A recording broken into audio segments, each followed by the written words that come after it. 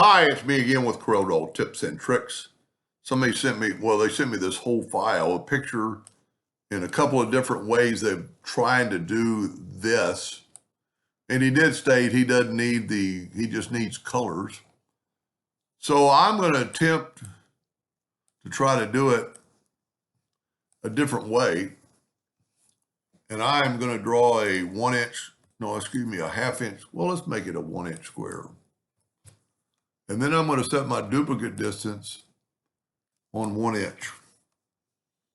And I'm going to make a duplicate and move it down and over. And then I'm going to make it Control D, and what I'm doing is making it like a zigzag pattern, kind of like that. They're all kind of touching. I'm going to take my you know what? I don't have to use a smart fill tool because these are objects. So let's just go yellow, blue, green, and red. And I always like to take away the outline. So now I'm going to group these together, Control G. And now I'm going to, he tried object to path a couple of different ways. And I'm making mine quite a bit bigger, so I'm going to make the box big. And then with my ratio locked, I can put like 5 inches. It'll make a perfect circle. But then I'm going to grab my object. Let me move these out of the way. I'm going to grab my object and then my path. And I'm going to go up to object. I don't use object to path very much. There it is right there. And I'm going to turn it, let's go 50 times and have it on the bottom and hit apply. It's going to take just a second because it's doing a lot of work. And that's way too many.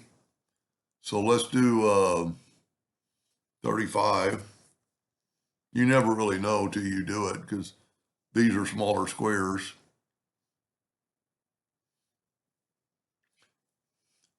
And if I would have used different colors, let's look at this side by side.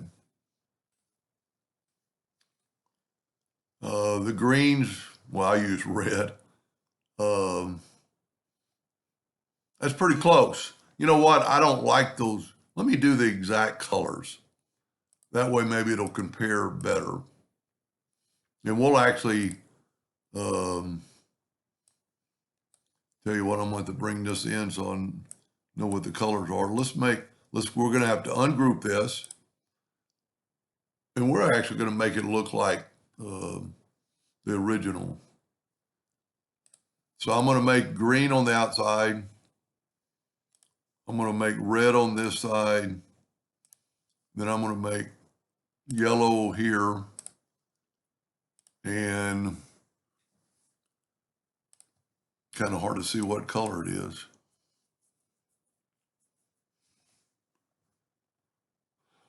I'm guessing,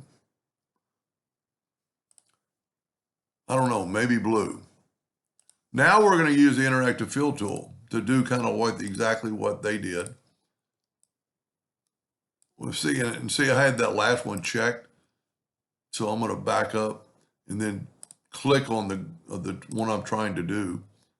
And I'm going to use the interactive fill tool and then and I'm going to put dark in the middle. Now, I'm going to give it a little bit more green. Now, I can take the attribute eyedropper and copy that. Now, it's going to turn them different colors, but it'll be easier and make it more uniform. So now we're going to take this one, get the interactive fill tool, and we're just going to change this outside to red.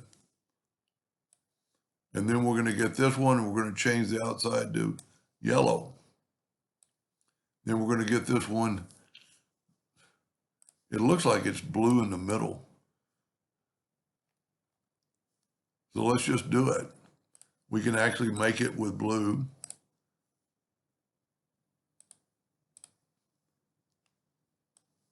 He did say it doesn't really matter. So now let's try grouping these together, Control G. And let's shift select our path You go right here. Now, granted that I can take away the box or the path, and it's kind of deceiving because the green ones kind of look round, the yellow ones look round, the other ones look square. So we just did a different interactive fill tool. But let's tell you what, let's do this. Let's put to smart fill something like this, you've got to have it clear and free. So we'll use that same color. And I'm going to get the eyedropper tool and use that same blue. Well, that didn't work.